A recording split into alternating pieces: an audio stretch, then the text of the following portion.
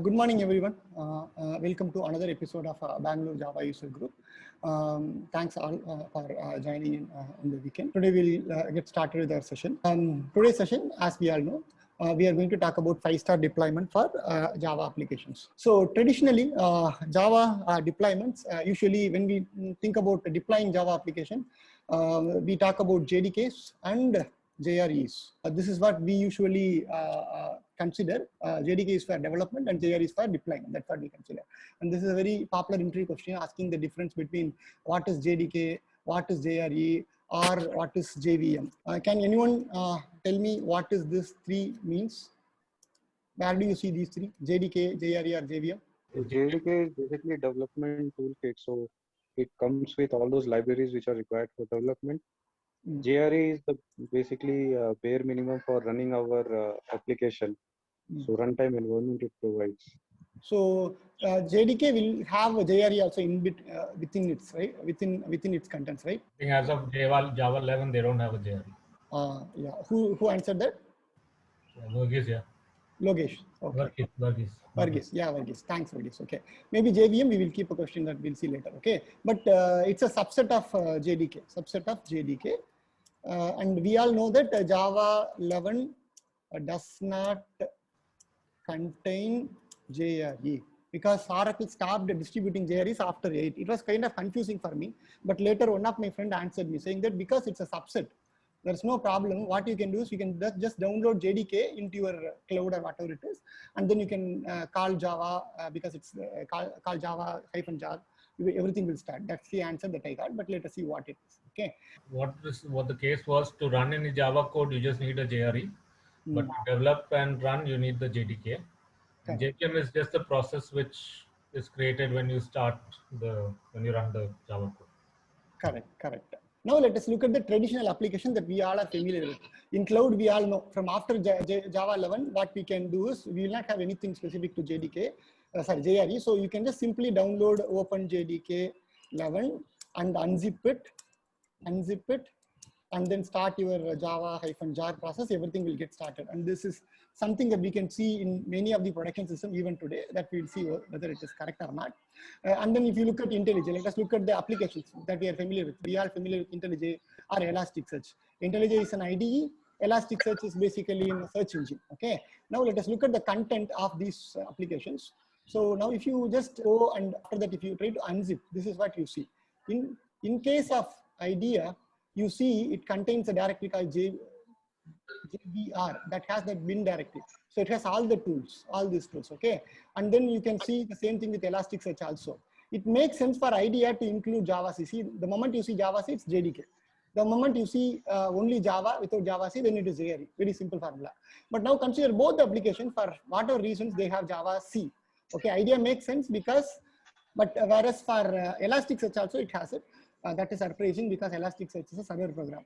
But once you raise a defect and then see that issues, so Elasticsearch also has JavaC because internally for Elasticsearch to run, it uses some compilation techniques or whatever it is. That's internal. But the thing is, now let us look at the size of this Elasticsearch.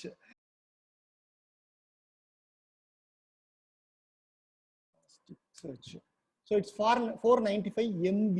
Okay, because it contains your JRE also, JDK also. Let us look at the size. Okay, now here I have my JDK downloaded. I have my application also. Now we are going to run my application. Gurukulam is the application that I'm going to run. So JDK is there. I can run it. So consider this is your cloud machine. I can run this. Now the problem is, let us look at the size of my JDK. So it's 314 MB. Okay, 314 MB. Consider that we do not have much money to run Gurukulam. It's a very small community entity, so it cannot have bigger machines and all those stuff. It's too costly for it. Okay. Now let us look at our in general thing. There are big shot companies. These big shots companies, what is the difference that big shot companies makes? They can afford engineers from all around the globe. From top brands. For example, they can afford engineers from SAP, Amazon, Oracle, Red Hat, Microsoft, Google. All these engineers can work for them because they have all the money. And then they can work around the clock.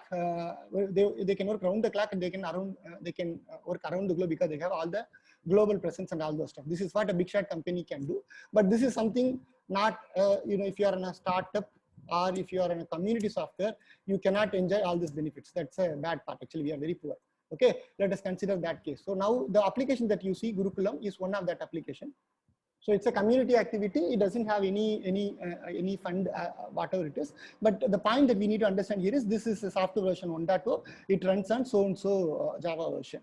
Now, this is a common question that we ask our architects. So many people, we are already in JDK. What is the latest version of Java? JDK 16. But there are still 16. But there are still people who are still with Java JDK 1.8, and you go and ask them, like, no, Java has improved a lot, why don't you upgrade? They have all the valid reasons. Actually, these are all the valid reasons that they will provide us. One, availability of Java 11 resource, because they do not have Java 11 resource. All the resources that they have, they know only how to work on Java 8. And then if it's a really big company, they will have the standard and security concerns. And because of the standards and security concerns, it's all valid, valid security concerns. They cannot upgrade to a new software.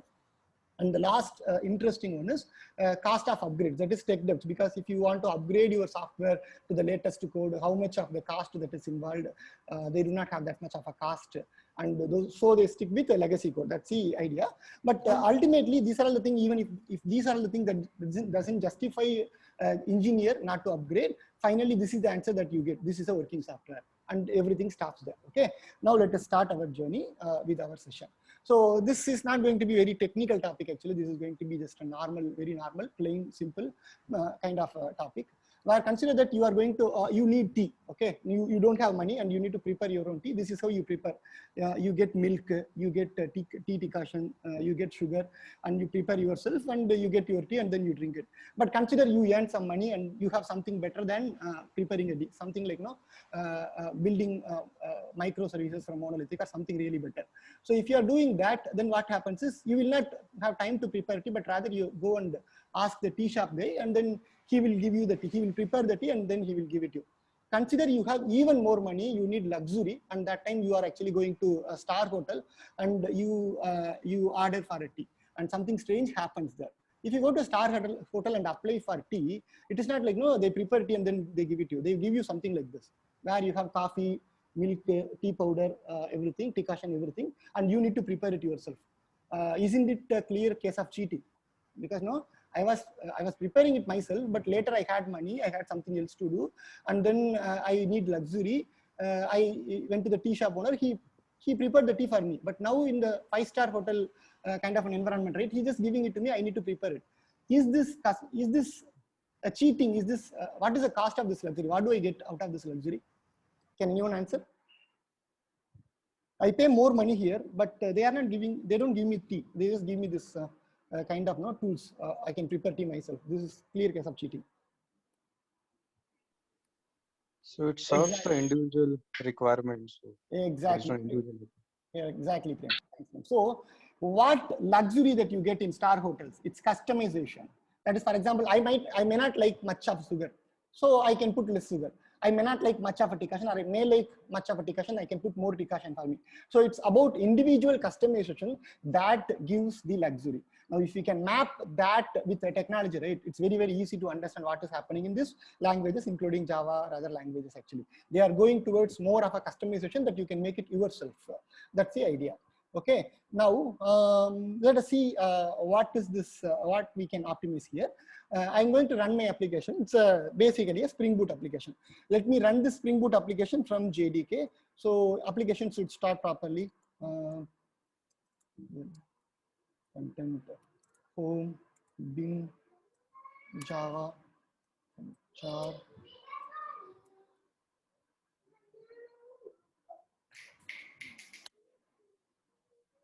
So application starts. It's basically a Spring Boot web application, REST API. So I'm not going to get into the application. That is not the agenda. We will see that in the next sessions. But now you should see that this is good enough to start my application. But the thing is, the cost that I have put this, my JDK cost me 314 MB. This is a bit costly. If in case if I can prepare a JRE, which has only runtime related things, then this can make more sense because I can run my same application without much of a space. So how do you do that? After Java 11, there is a tool called JLink. So JLink is considered that JLink is your coffee maker. Okay. So now with that coffee maker, I'm going to make my own coffee. So I'm just saying JLink. These are all the modules that I need JLink, and then output this as JRE15. This is what you want. So now what JLink does is it just collects the modules that you need from JDK and then prepares an image, runtime image. That image is sufficient. It's something that we were getting earlier as JRE, and you can run your application from there. That's the idea. Now it has prepared the coffee for me. Let us see what all that it has done. So it has created a directory called the JRE. Now let me run my application like same application, but this time I'm not going to JDK. Rather, I'm going to just JRE bin Java, and then I say I can jar. I run my application. So let us see whether the application starts or it complains.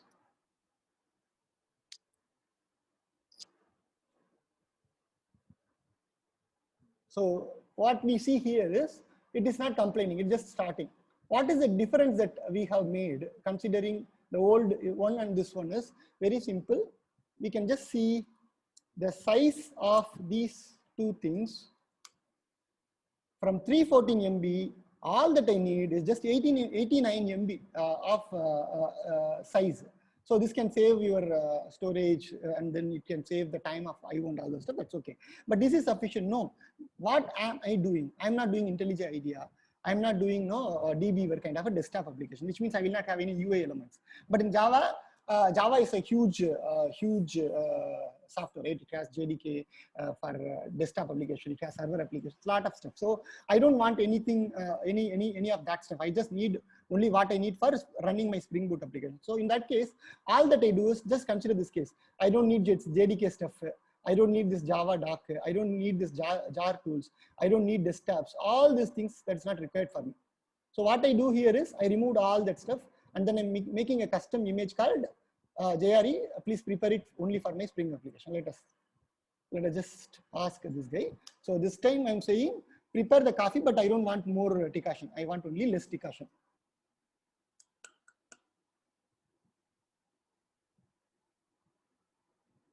Okay, now it says I prepared it for you. Let us look at the size of the coffee. Okay, now look at this. It was 314 MB earlier, and then in JRE it is 99 MB. Now it is 74 MB. Even if you are really experimental, you can still reduce it, but I don't want to do all the experiment because ultimately what I want is I want to solve my business problem. So I say I stop here. I will not customize anymore. I'll just start with this. But let us see whether this is good enough for me to start my application. Good enough, it starts. Okay, this is how you make your JREs. Now we'll get into the next step. Okay, now these are all the possibilities that we have with Java. Let us consider the way that we were deploying earlier. What is the model that we have? One popular improvement that we have in case of Java deployment. Can anyone tell me what is the futuristic Java deployment is all about? Which one word is the buzzword that everybody claims and everybody wants to land at in Java world? Native AOT. Okay, there is a one word that starts with G and ends with L. GraalVM. GraalVM. Okay, so everybody talks about GraalVM and all that stuff. Okay, now we will go slightly against that popular notion here. It's all about what works for you. That matters. Okay, now it gives more possibilities. GraalVM is one of the possibilities. Now let us just consider what possibility that this one will actually bring it to you. Okay, now as I said, this is a software that we build actually. Okay, so Gurukulam is a software where who works for Gurukulam? Gurukulam is done by volunteers and all the stuff. We can claim, okay, this is a community activity. There is not much money. But actually speaking, Gurukulam is built by a lot of big shot company people. Let us see how it actually is done. Okay, now Gurukulam is having this version 1.0 Java 11. Okay, now let us just consider a logical perspective. There's nothing complex here. Okay, so let us understand what is our software. What is our software? Okay, so who build our software? And consider if it is Gurukulam is your software, who builds Gurukulam? It's maybe Satish and Vaibhav build this software. No, this is wrong. Actually, Gurukulam is a Java application, and it in turn uses a library called Spring, say Hibernate. Who builds Spring and Hibernate? Pivotal. Yeah, Red Hat. Okay, and these items, they actually run on JDK. Who builds JDK? It's Oracle, SAP, Microsoft. Okay, now you match it with your big share companies. Even you are small, you are not alone. Okay, so this is why I told you. So we still afford engineers from all these people, and we work around the clock and we work around the globe. It's just that the way that we look at the perspective. So by upgrading, what do I mean? Okay, now consider case I want to upgrade myself to Java 12. Okay, what is the, so your software is like in combination of this software. These three people work in parallel. They don't actually disturb each other. For example, let us consider this case. In Java 11, it brought a feature called compact string. What is that compact string will do? Let us not get into the deep technical stuff, but basically your string data will be handled much effectively. It will take less memory. So how much of an effort that Gurukulam needs to do in order to get all these benefits that is coming out of this kind of great companies all around the globe and all that stuff? Very simple. All that you need to do, you just need to say, okay, I was running my application in Java 11, but actually speaking, my application now runs on. So I made my coffee maker in a separate repository. Consider that case. Okay, so he's the one who prepares it for my cloud.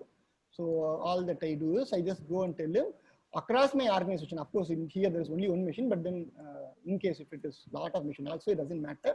All that I say is I am upgrading my organization from 11 to 12, and then I'll say, okay, please upgrade to 12. And how much of an effort that my company, my developer, my volunteer should do? Nothing. All that they need to have is just the mindset and the will to upgrade themselves. And now they have upgraded. That's okay. But now I need to do some upgrade here. So I'm upgrading from, say, for example, I was using Spring Boot 2.4.3, but for my latest version, I'm going to use Spring Boot for 2.0. I'm going to use Spring Boot 2.4.4, and then I say, please commit my code. I just committed. So now I released my software. So now what is happening is, now this software should be built.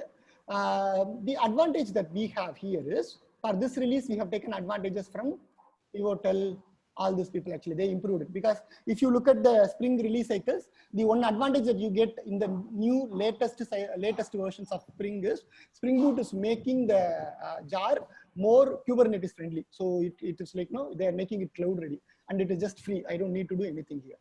Now let it build. Meanwhile, let me go through the questions also. Easy to find what are the jars required to create custom JRE. Yeah, so for Raja's question, you have a tool called JDEPS. You can use that to see what are the dependencies that your jar file has, and then based on that you can make. But one catch here, Raja, reflection. If you use reflection, we may not be able to trace it properly. That you will see only by running your application in your test environment. So there are two things. One, you find it with JDEPS to some extent. After that, do not directly deploy this JRE. Rather, wait, run it in your test development environment for some time to see is there any reflection related use cases, and then go on with your actual thing. Okay, so will it reduce my startup time? Startup time, I don't think startup time will have any huge impact. If you want to really improve startup time, Varghese, you can try something called application class data sharing. So that can improve your startup time, because ultimately these classes should be loaded and these classes are available. So with this JLink, I don't think it will be a major improvement in startup time. It's just a size, if I understand correctly. Correct me, Vaibhav, if I'm wrong. So, like, I think when we use JLink, it reduces the number of classes you have to load or search. Yeah, reduce your startup time. It's not about reducing number of classes you load, right? Number of classes you load is entirely up to your application during the startup time. But what JLink does is number of classes that I'm actually supposed to have in the file object. So if you are building a JRE, it reduces the footprint of that. But ultimately, your classes are loaded when you start your application, right? So that is a startup time issue. The startup issue. To go through all of the classes, there's a reduced set of classes which you. Yeah, it might be, but you won't see the much difference, because consider this case. Okay, nowadays in the systems, whether you are starting with a 314 MB or you are starting with 75 MB, you won't see the difference. Of course, there will be difference, but it won't be something that you can realize yourself. So just an observation which I had was when I moved to Java 11, I could see I shaved off a few seconds of startup time. That is because Java 11 runtime is much more optimized. That's what I'm telling you. These upgrades, right? These upgrades, Java upgrades, are not just about just adding new functionalities. There is an improvement that is coming from garbage collections. There are improvement that is coming from JIT compilations. There are improvement that is coming from your threading and all those stuff. So all this together, of course, when you see the latest version of Java, latest Java is always faster than your old Java. That's what we claim, right? You take your JDK application, the application that runs on JDK 8. All that you need to do is don't change your code, run it in Java 11. Definitely you should see some kind of improvement. And there are a lot of factors that are associated with it. And if I use modules, would that also improve? Because once you have module system, then it tells the loader, the class loader. Correct. Yes, of course it improves. See, it's all about if I want you to search, you go and search. It will take some time because you don't know what to search. But if you say these are all the places that you need to search, you will have focused research, right? So you'll find the places very easily. That's all about module system. In module system, you clearly say, okay, this is my artifact, and these artifacts uses only these modules. Do not even consider other modules for your search. And JVM can optimize accordingly. Yes, you are correct. So module systems can improve your performance because it can avoid a lot of unnecessary stuff. So it will reduce the workload of JVM. Okay. Meanwhile, let us see what happened to Gurukulam. Now Gurukulam, the developers did not do anything, but then people from Red Hat, people from Oracle, all that they did is it's the same software. Now you see here, what happened here? Now you improved version 2.0. Who worked for version 2.0? It is now Pivotal, VMware, Netflix, all these people who are behind Spring Boot, they all work for this Gurukulam also. Now Java 12, so all the JDK contributors, big companies around the globe, they all work. So what we need to understand here is, when you work on VM-based languages, whether it is Java or Node.js or .NET runtimes, basically your software is not just about your software. Your software runs on two things. One, your underlying runtime, whether it is JRE or .NET runtime. Two, your libraries. And three, then it is your software. So if you're really smart, upgrade is not about, just for fancy we are upgrading. We are utilizing the efforts from many people and hard work as well as a smart work that we get free. For example, now you deploy it to the cloud, your Java 8 application, just by upgrading yourself, you get better performance, lesser memory footprint, everything for free. You don't need to do anything else. Okay, now let us revisit the popular claim that people put across and not to upgrade. Let us see this one by one. Please go ahead and then correct me because I am confused here. Let us look at the first part. The first part is availability of Java 11 resource. I'm really doubtful. Is there anything called Java 11 resource need to upgrade yourself to the latest version of Java? No, Java is completely backward compatible. All that you need is you write your code in an old way itself. If you cannot upgrade your language skills, not a problem. But still, you can put it in Java 11 runtime, which means this is not valid. Okay, now let us look at the second part. Security and standard concerns. Let us just ask these people who put lot of effort building JDKs all around. Okay. Now, if you go and tell them, boss, I'm not using JDK because you are releasing the new version of JDK, and then every time they make a JDK, as if they think, okay, I'm going to make a JDK which is going to have less standard, less security. Obviously, nobody will do it in software. Nobody is going to release a new software that is going to have less standard oriented, kind of less security concern oriented and all this stuff. Of course, there's a security improvement. Particularly in this case, if you are really thinking about security and we think about design, I mean, we attend a lot of courses in bigger organizations. One of the topics that we see is security by design. And when you go through that section, there is one specific area, and this area talks about surface area. What is the surface area? So consider you have 100 people assembled in a place and something bad happens. How many people that you will encourage? You will encourage those 100 people. But consider a case, you say, okay, these 5 people only here, these 5 people in another place. And the problem happens in one group. All that you are going to inspect is only those 5 people. And that is applicable to security also. So if you look at recent version of Linux, Alpine and all those stuff, right? What they do, they claim themselves secured. One of the main reasons that they claim secured is they have some 3 MB of size or whatever it is. It's highly reducive.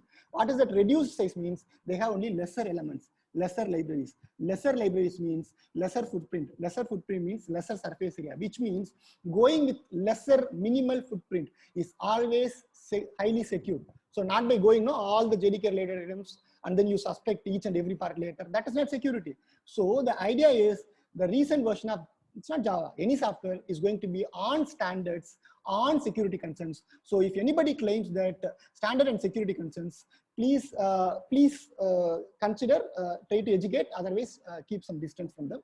That is good for everybody. And now the last and interesting point, cost of upgrade. This is, practically speaking, there are companies which doesn't upgrade, considering that upgrading will cost us. Actually, the problem is reverse. I know my friends who started working on jQuery, for example, and they still keep their code base in jQuery because they cannot upgrade to, say, these modern frameworks like Web Components, Angular, and all those stuff. But the problems that they are facing now, they are very small companies. So the problem that they are facing now is they cannot find availability of jQuery resources, or for the existing resources, because the existing resources wants to move to separate company, but they want to retain their existing resources, you need to pay more. Okay, which means if you calculate practically, by the cost of upgrading is much lesser if you don't upgrade. If you don't upgrade, it might have a lot of hidden cost practically. So this is also not valid. And finally, this is the one thing that we will find it very, very difficult. And you go and explain all this, good things and all this, nobody will buy. With this simple answer saying that this is the working software. Just tell them this, okay? Consider this case. All that you are going to do is you are going to get work from lot of people, lot of companies out of free. You don't need to do anything. It's just a free software. And everybody will like to get it. And that's the only way that we can convince those people. But consider this case, by upgrading, you are not just getting a better cutting edge technologies. You are getting much more that you cannot even plan. There are people who are thinking about it, try to upgrade. I think like with the changes to Java 11, there are improvements in the security as well. Yeah, there are a lot of improvements in security. In fact, we can have a separate session on security, but I'm not a security expert, but as much as I know, there are improvements. One that I really like is in module system, I can restrict what I need to send. I can cut across all the packages that I think potentially can cause problem. So I can just keep minimal images. That is one security that I can think as a layman, not a security expert, that I can see, but there are a lot of other security items also added. Yeah, like Sanjay Rawat mentioned. Recently, we know that news, right? COBOL programmers, all of a sudden they got a good pay hike because of those systems who were not updated earlier. Now, that's how you retain your resources. Okay, so now we can do it in many ways, but the one that I just checked is how it works is okay, why we said we are not using GraalVM. Okay, GraalVM is cool because GraalVM builds a native image. We all know it's much optimized and all that stuff. But the problem that I'm seeing is, for example, in case if I'm releasing my software, right? I release today, and I release it after a week. So my release is very different. And Spring release today, it release another one after a month. JDK release something tomorrow and release something day after tomorrow, which means these software that I depend, right? They have a separate release cycle, separate set of optimization. So by going with this plain simple JVM route today, what I can do is if Java updates something, I can just go and change my coffee maker, which will build my JRE image, and you can deploy it to all my machines. So I can create a profile. I tried something like this. It's experimental. Don't use it in production. Check it multiple times. But basically what I try to do here is I build something like this. So my intention is, for example, in my organization, I might have a Spring Boot application. I might have a Quarkus application. I might have a desktop application or whatever it is. So I can create different profiles here. And then the profile is nothing but here, if you see, I have hard-coded the modules that I need in JLink. Okay, but rather this part alone, I will make it as part of profile, which means every day my CI/CD runs. If I want to upgrade to say, for example, 12 to 13 or whatever it is. It just takes the 13 image, build different JREs for different purpose, different profile, and deploy it to all my machines in my cloud, which means it seamlessly happens. So once your application is in production, this application is in production, it's live. So if you, once your application is in production, you want to upgrade Spring Boot, or you want to upgrade any libraries, or you want to upgrade JDK versions, or you want to upgrade your software, all these three should happen seamlessly. And that's what I think it is beneficial. This is just my experimentation, but it is up to you to check it whether it suits. But this is one way of deploying your application easily without disturbing each other. Which is in beta. Okay. Spring Native is still in beta. Like what I said, Anuj. The reason that we cannot use GraalVM today, if you are building a native, it's not about GraalVM actually problem. It's all about identifying your classes earlier. If you are using reflection kind of features, then you cannot use GraalVM directly, if I understand correctly. So if you really want to keep your application as it is today without doing a lot of experiment, right? Basically, first you try to make your application to module specific, run it for some time, and slowly migrate to GraalVM. Once you know this is all that I need, and then you can go to GraalVM. Run JDEPS tool. Yeah, of course you can run, but I remember JDEPS has some limitation with FATJAR. Spring Boot is a FATJAR, right? It's not able to trace it. I'll check it and then let you know. But JDEPS with plain jar applications you can run. With JDEPS you can find it, but JDEPS will not give you everything. The reflection, all this dynamic class loading, if you have used, it will not find it. When you ran your JLink, how would you specify, like, I don't think Spring has yet moved to modules, right? So do you just leave it on your class path? Okay, wait, what do you mean? Can you repeat? In the JLink, you've selected all of the modules you want, but I don't think Spring has moved to module system. So how would you specify? Would you just leave the Spring part on the class path and? Excellent. Okay. In fact, this is the question. In fact, I think 2-3 months before, there are a lot of questions about how do I run Spring Boot application with module system? Is there any application which is running with module system? Actually, Varghese, this is not actually a correct question. I'll tell you. The reason being, whether it is Spring Boot or not, ultimately Spring Boot is a Java application. It needs certain packages. For example, let us just look at these two things, Varghese. Okay. Now here, where is it? Look at the JLink statement that I kept, right? Just look at this, okay? Now here, the first one is the complete JDK. So it's not about your application is being module, but for your Spring applications to run. Is a Spring application using any Windows toolkit like Java Swing and all those stuff, Arkish? Java Swing, Java compiler. Just an API. No, yeah, okay. So which means when you build a JRE for Spring Boot, you can simply ignore this one that I have highlighted right here. I removed that. Okay. So if you are using Spring Boot application today, first thing, you can customize your JRE. That is still a benefit that you can easily claim. Yeah. Okay. This is still will reduce some storage for you. Okay, this is one thing that anybody can do. It's not about Spring Boot. It's not about Quarkus. If your application is Java application, Spring Boot is a Java application, correct? Yeah. That can benefit. So that's why I'm saying that question is valid. After that, if you really want to go to the Java module system, and that is the place that you need to find all this. Even today, if I understand correctly, Spring Boot is actually coming out of reflection, but under the hood for Spring Boot application, it uses reflection quite heavily today. And that is why it's not able to know, honestly speaking, Quarkus and all those stuff, they outperform Spring in that area today, but it's trying to catch up, but it uses reflection quite heavily. So if you're going about module system as such for packaging, then you need to do a bit of an extra work. If you ask me whether it is not possible, yes, it is possible, but we need to put some extra efforts. With that, it is possible. Okay. No, but here in this JLink, you have done it for your Spring Boot app, right? Correct. So have you specified any, you've not specified any modules for that? No. See, after that, I had my Gurukulam jar, right? You see that I run a jar file called Gurukulam.jar, okay? Yeah. Correct, okay. This contain all the classes, that is my classes or my library classes. Right. Okay, so my classes are already available here. When I say module, what do you mean by module? Modules will give you, okay, load me these classes. That is module, right? Now my classes and my library classes are all available here. These classes that I'm saying from JDK, what are the classes that I need? That is all that I'm specifying here. Which means combined together, I have everything that is required for my runtime. That is why my application is running properly now. Coming to Java 8 upgrade, Java 8 to Java 11 upgrade. Of course, it's not like Java 7 to Java 8 or Java 5 to Java 6.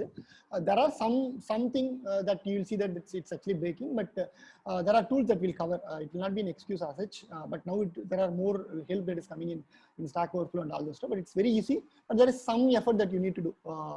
That is correct. From Java 8 to Java 11, it's not straightforward. You need to do some bit of extra work. But it is very easy. If you practice it, it is very easy. I think more than the actual upgrade, it's actually getting your IDE to run properly that you need to be a little more, you need to be a little careful of. You have to change the JDK in your project structure. You have to change the JDK in your Maven, inside your Docker image, inside the processes which you run. So there are quite a few changes there also which you have to look at. Yes. It's more of it's not a technical problem. Technically, I'll tell you, technically, it's a very simple problem. If you just sit back and take your jar file alone, you don't need anybody's dependencies. You can very well upgrade your jars into Java 11 without much of a difficulty, without help from much of the people actually. But it is just you need to convey is easy, convince is difficult actually. Okay, now Prem's question, are non-reflective libraries or frameworks mature enough now to use with GraalVM? They are getting mature. I won't say everybody uses that, but it's like this. If you really think, Prem, if you start the application fresh, you can use these libraries. But if you have a big chunk of legacy software and then try to go to GraalVM, it's not a good idea. You will have a lot of roadblocks. So you need to have a strong prep phase. If you have a strong prep phase, it's not just about identifying classes. There are a lot of other steps also, upgrading your libraries, having a proper test environment, having a proper automated environment, then it will take you there. But if you are starting application from the scratch, these libraries, non-reflective libraries are, I would say, okay, it's worth enough. You can consider it for production. Before we go to the next week's session, I just want to understand how many of your organizations are following this CI/CD pipelines and all those stuff.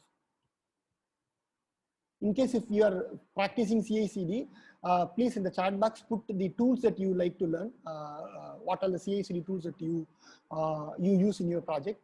Maybe Jenkins, Ansible, Kubernetes, or these kind of tools that you use. Just list down those tools.